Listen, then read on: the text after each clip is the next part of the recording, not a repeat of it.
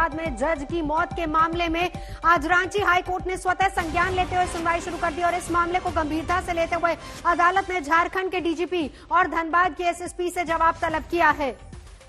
जज ने आज कड़ी टिप्पणी की है इस मामले को लेकर। प्रदेश में लॉ एंड ऑर्डर की व्यवस्था को लेकर सवाल उठाए हैं। बाकायदा ये लाइन बोली कि आखिर हो क्या रहा है। झारखंड के डीजीपी और धनबाद के एसएसपी से जवाब तलब किया है। राज्य सरकार से भी हाईकोर्ट ने जवाब मांगा है।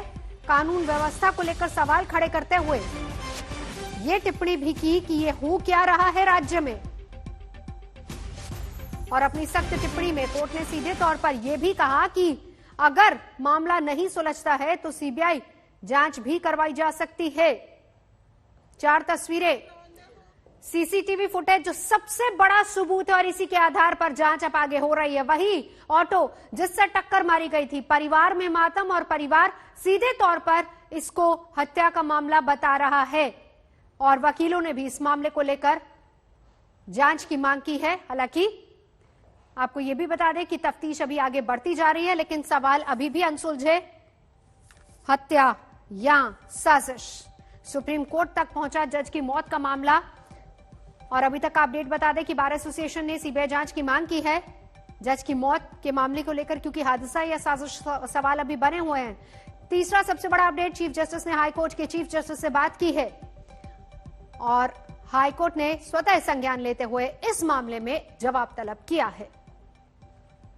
तो ये तस्वीरें देखिए, सबसे बड़ा सबूत ये सीसीटीवी फुटेज है जिसमें क्लियरली साफ तौर पर पता चल रहा है कि ऑटो लेन बदलकर दूसरी साइड पर जाता है। रोड रेज का कहीं मामला नहीं आता, ऑटो कहीं से भी डिसबैलेंस नहीं हुआ है।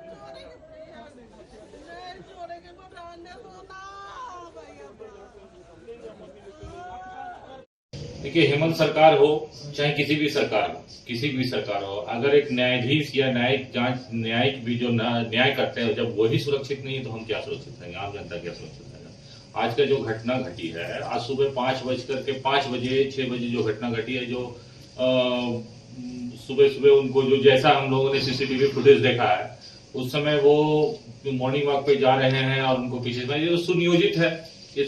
ये कोई अचानक से तो किया हुआ नहीं है, बहुत दिनों से ये चल रहा होगा, इनके पीछे सारे चीज लगे होंगे और सुनियोजित तरीके से मारा गया है इनको। हम बस हम लोगों का यही मांग है कि इनका जो भी हो जांच हो। एक अच्छे पद पे थे, एक न्यायाधीश थे, एक डीजी थे, इनका हेमंत सरकार से हम लोग जांच कराने के लिए बोलते हैं, सीबीआई जांच करावे और जितना जल्द से जल्द हो इस पे एक फैसला सुनाए।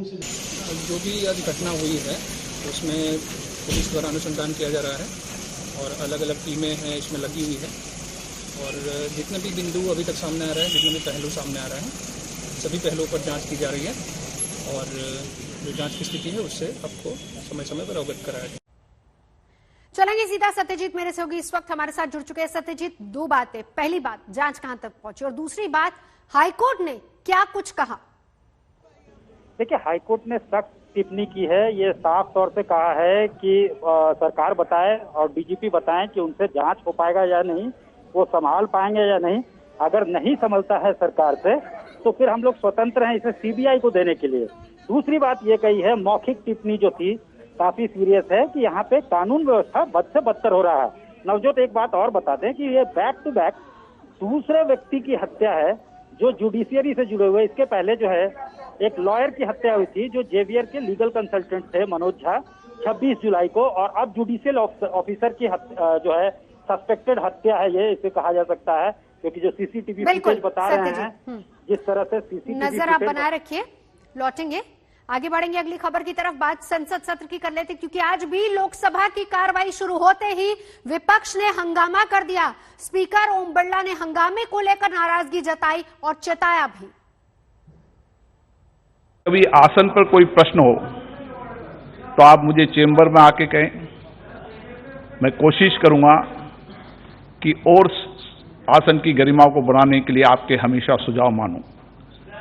लेकिन हम सबको सामूहिक रूप से निर्णय करना होगा कि हम कैसे इस सदन की गरिमा और सम्मान को बढ़ा सकते हैं। आज सारे विश्व में भारत का लोकतंत्र सशक्त है, मजबूत है। हम विश्व के कई देशों में कहते हैं कि भारत में लोकतंत्र पारदर्शिता भी है, जवाबदेही भी है। ये सदन जनता के प्रति जवाबदेही भी रहता है। आप एक व्यक्ति नहीं, आप एक संस्था है, लाखों लोगों का प्रतिनिधित्व करते हैं, उनकी अपेक्षाओं, उनको भावनाओं को सदन में रखते हैं ताकि उनके अभाव को दूर कर सके। मैं पुनः आपसे आग्रह करूंगा कि अगर आप उचित समझते हैं तो हम किस तरह मिलकर इस सदन की गरिमा को बढ़ा सकते हैं, इसका हमें सामूहिक प्रयास करना चाहिए। लगातार माननीय सदस्य घटनाओं की पुनरावृत्ति कर रहे हैं। मैं ऐसे माननीय सदस्यों का आग्रह करता हूं कि लगातार ऐसी घटनाएं जो संसदीय परंपराओं के अनुरूप नहीं है, उन घटना की पुनरावृत्ति न करें। अगर ऐसी घटनाओं की पुनरावृत्ति होगी तो मैं आपका सहयोग चाहता हूं। ऐसे सदस्यों के खिलाफ मुझे सख्त कार्रवाई करनी पड़ेगी ताकि हम संसद की मर्यादा को बनाए रखें। इस आसन की एक चेयर की गरिमा बनाए रखने के लिए सारे अपोजिशन पार्टी शुरू के दिन से मशक्कत कर रहे हैं, सहयोग कर रहे हैं। प्रोडक्टिविटी की हिसाब से, प्रोडक्टिविटी की हैसियत से ये सदन आपकी नेतृत्व में एक नया मिसाल बनाए हैं। सर, आप देख रहे हैं कि ये सरकार की जिद्दीबाजी से आप कल की सदन के अंदर, कल की घटना पर कहें आप। हाँ सर, सरकार की जिद्दीबाजी से सदन के अंदर हम अपना बात नहीं रख पाते हैं। बंडल, पेपर का बंडल चेयर के ऊपर फेंकता है, इधर हमारे ऊपर फेंका है, इसके मीडिया के ऊपर फेंका है। ये क्या, ये सही है गलत है? बाकी चीज का डिस्कशन बीएससी में जो हुआ है हम बात करेंगे, हम चर्चा करने के लिए तैयार है। एक तरीका है क्या? माफी भी मांगना नहीं चाहते है क्या? You don't want to even apologise the chair, you don't want to apologise the chair, is it the way to behave? आपने इतने साल तक राज किया है। सदन मॉनसून सत्र चल रहा है, सदन के अंदर तो लगातार हंगामा हो रहा है, सदन की कार्रवाई को कई बार स्थगित करना पड़ा, लेकिन बाहर की तस्वीर भी आपको दिखाते हैं। बाकायदा प्लेकार्ड्स के साथ किस तरीके से सांसद विरोध कर रहे हैं। मुद्दे तमाम है, पैकेजेस के मुद्दे को लेकर हंगामा हो रहा है और किसानों के मुद्दे को लेकर हंगामा हो रहा है। They are not running, I mean, allowing the house to run, and ऊपर से कहना कि हम चलाना नहीं चाहते, बिल्कुल ठीक नहीं है। मैं अभी भी चाहता हूं कि आप, एक तो आप कोविड पर चर्चा मांगता, हमने हाँ कर दिया, राज्यसभा में चर्चा भी हो गई, इधर चर्चा नहीं करते हैं और उधर भी इधर बंद कर रहे, तो इसीलिए उधर बंद करते। ये क्या है तरीका? है it is most unfortunate. We want to run the parliament and we want the discussion, and प्रधानमंत्री जी पहले दिन ही कहा है कि सार्थक चर्चा होना चाहिए। सरकार चर्चा करना ही नहीं चाहती क्योंकि पार्लियामेंट चलाना सरकार का ओनस होता है और वो ये मांगे विपक्ष की मान जाए। सारा विपक्ष इकट्ठे खड़ा है कि दो मुद्दों की चर्चा की जाए। सबसे पहले किसानों की बात हो और दूसरा जो मुद्दा वो उठा रहे हैं। 9 दिनों से रोज मैं एडजॉर्नमेंट मोशन दे रही हूँ। जे सरकार चर्चा चाहती तो एडजॉर्नमेंट मोशन एडमिट करके समय देने से उन्हें कौन रोक रहा है? हकीकत ये है, ये अन्नदाता विरोधी सरकार है। किसान मर रहे हैं, ये कहता कोई किसान मर नहीं रहा है। की बैठक खत्म हो गई है। योगी और जेपी नड्डा भी इस बैठक में शामिल हुए। बैठक में सांसदों से कहा गया कि वो सरकार के काम को लोगों तक पहुंचाएं और विपक्ष पर करारी चोट की जाए। कहा गया है कि चुनाव में पूरा जोर लगाना है। अगले दौर की बैठक में बाकी सांसद भी शामिल होंगे। क्या क्या मुद्दा उठा है इस बैठक में, वो लगातार आपको बता रहे। उत्तर प्रदेश चुनाव और दिल्ली में किस तरीके से मंथन हो रहा है। यूपी में जन आशीर्वाद यात्रा निकाली जाएगी। बैठक में नड्डा ने ये बात कही है, सांसद अपने इलाके में टीकाकरण को देखें। वक्त हमारे साथ केशव मौर्य हैं, deputy CM Uttar Pradesh. Sir, Delhi में बहुत हलचल है, उत्तर प्रदेश को भी लेकर के हलचल है, देश को भी लेकर के हलचल है। तो पहले तो शुरू करते हैं कि वो पूरे सांसदों की एक साथ इतनी मीटिंग, मतलब इसके पीछे का लॉजिक क्या है? क्या उन्हें अलग से कोई प्रभार दिया जाएगा? क्या है ये? देखिए, कल जो बैठक हुई है उसमें माननीय राष्ट्रीय अध्यक्ष जी आए थे और उत्तर प्रदेश के जो 6 क्षेत्र हैं उसमें 2-2 क्षेत्रों के माननीय सांसदगण और जो सांसद माननीय मंत्री के रूप में शपथ ले चुके हैं, ऐसे माननीय मंत्रीगण सब लोग बैठे हैं। और यह जब संसद का सत्र चलता है लगभग इस प्रकार की बैठक होती है।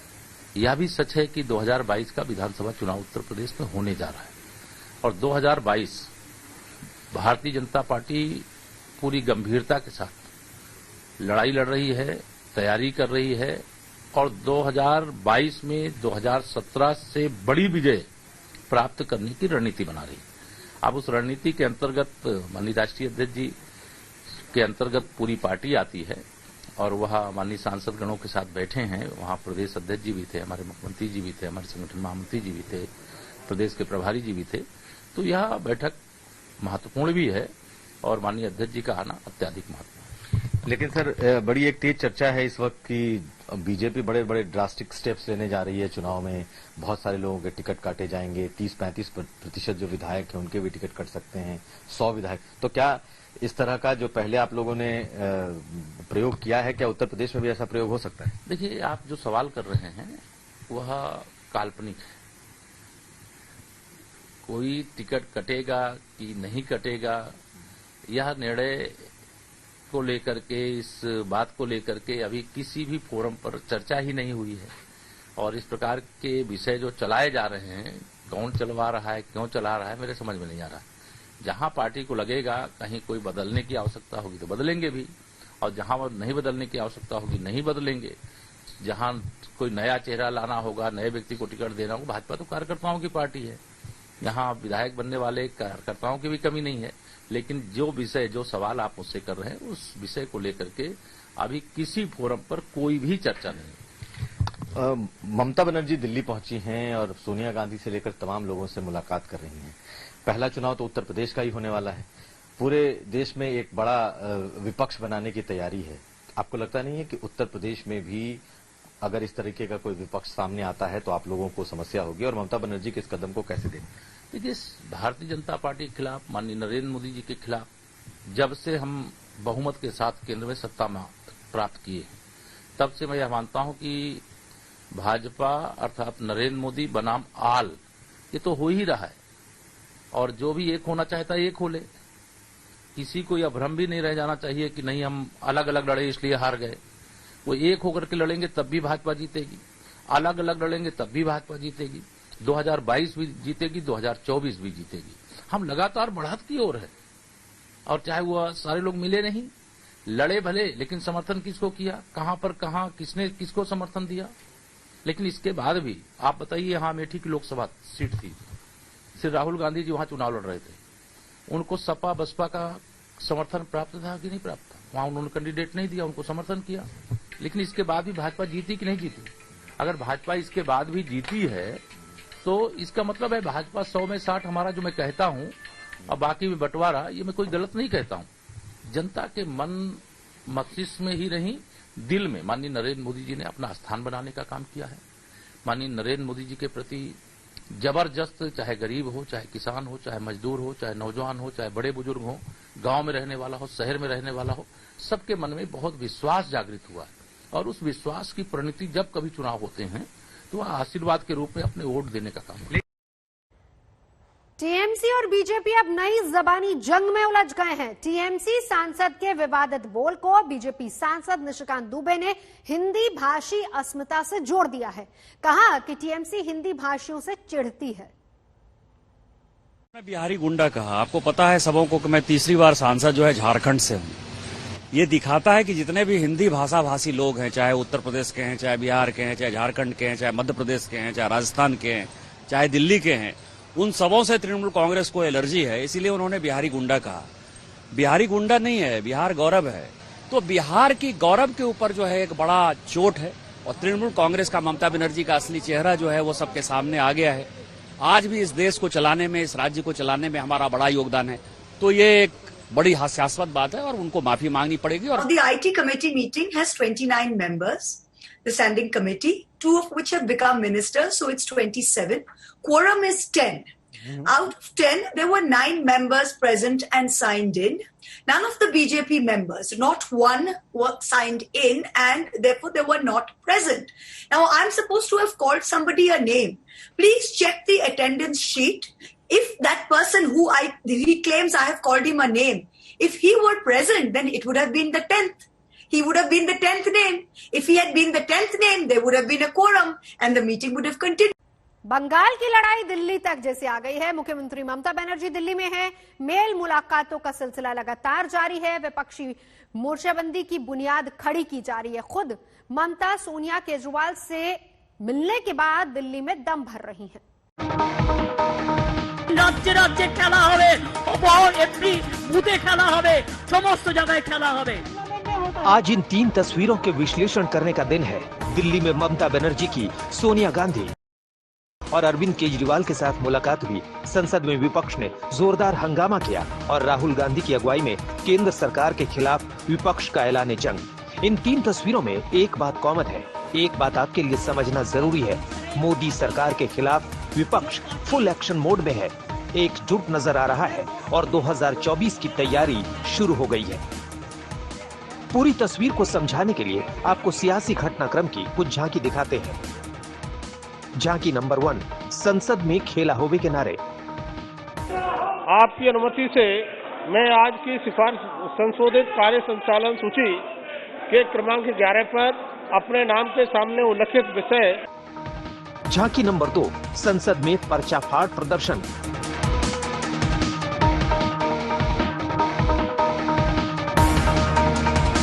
विपक्ष क्या चाहती है? केवल कागज फाड़ के स्पीकर के ऊपर फेंकना, कागज फाड़ के मंत्रियों के ऊपर फेंकना, मंत्री के हाथ से स्टेटमेंट छीन के उसको फाड़ देना। क्या ये चर्चा करने के लिए तैयार नहीं है?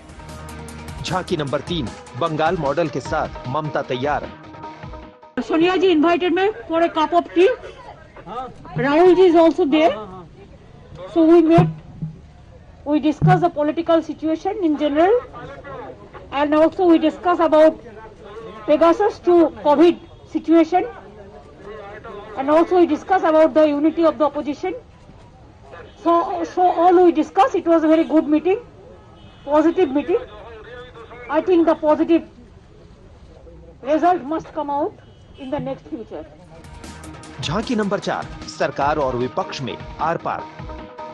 ये जो हथियार है, ये हिंदुस्तान के खिलाफ यूज किया गया है। हिंदुस्तान के लोकतांत्रिक इंस्टीट्यूशंस के खिलाफ क्यों किया?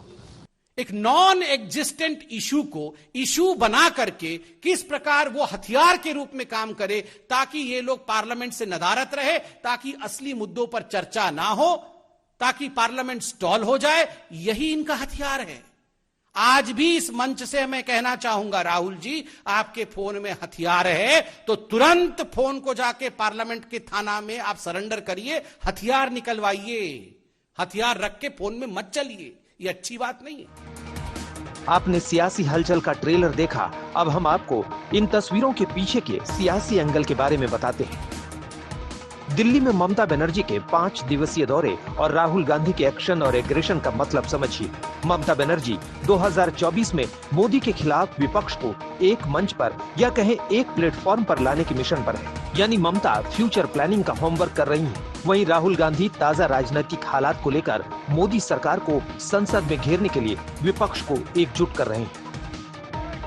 एक लाइन में समझें तो ममता लॉन्ग टर्म प्लानिंग के रोल में है और राहुल गांधी अभी शॉर्ट टर्म प्लानिंग के हिसाब से कदम आगे बढ़ा रहे हैं। अगर कभी खत्म हो जाएगा तो उसका बाद हम एक बहुत बड़ा रैली ब्रिगेड पैरेड ग्राउंड में करेंगे, जिसमें हम शरद पवार जी, चिदम्बरम जी, दिग्विजय जी, सोनिया जी, हम जैसे हमारा हॉट चीफ मिनिस्टर है, चाहे महाराष्ट्र हो, चाहे कर्नाटक हो, चाहे आंध्र प्रदेश हो, चाहे केरला हो, चाहे तमिलनाडु हो, चाहे दिल्ली हो, हम सबको निमंत्रित करके आप लोग को इधर में ले आएंगे। आपको सबको पार्टी को एक साथ में, तो सब लोग मिलके हम लोग जनता का पास हमारा जो कमिटमेंट, वो कमिटमेंट बार बार हम बोलेंगे। आज 3 साल अभी बाकी है, लेकिन 3 साल का बहुत कम, 2.5 साल बाकी है। इतना ज्यादा जल्दी करने से भी नहीं होगा। इलेक्शन का टाइम पे अगर हम जोट बांधे तब भी कुछ नहीं होगा। अभी दिन है जो एक एक दिन बहुत इंपॉर्टेंट होता है। इसके लिए आइए हम जोट बंधे, हम गठबंधन तैयार करें और आगे बढ़े और इंडिया को पथ दिखाए, रोशनी दिखाओ। इंडिया को रोशनी दिखाना आज जरूरी है अगर जनता को अब सेफ रहने चाहते हैं तो। हमारा सिर्फ एक सवाल है, क्या हिंदुस्तान की सरकार ने पेगासस को खरीदा, हां या ना? क्या हिंदुस्तान की सरकार ने अपने लोगों पर पेगासस हथियार का इस्तेमाल किया, हां या ना?